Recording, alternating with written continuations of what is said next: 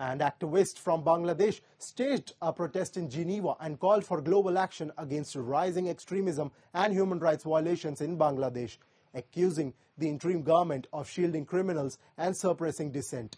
A report.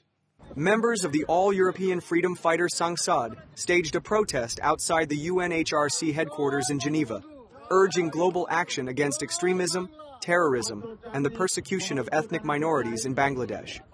The activists accused the Bangladesh government, led by Muhammad Yunus, of shielding criminals and granting impunity to perpetrators of violence.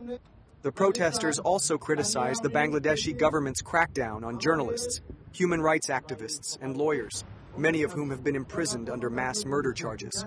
They called for an updated UN fact-finding mission to investigate these alleged violations, emphasizing the need for international intervention.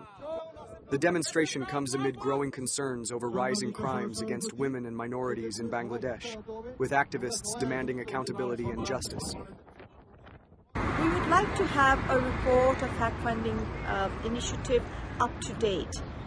So the UN fact-finding mission earlier did not establish liability as to who were responsible for these deaths.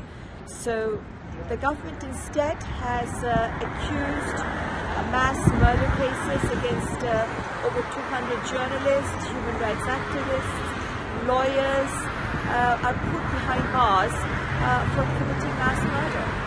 It's unheard of, unthinkable.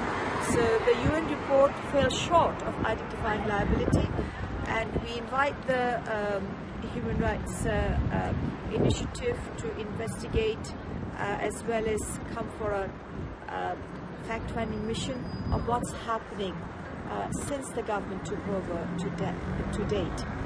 Because there has been so much atrocities against the minorities, against women,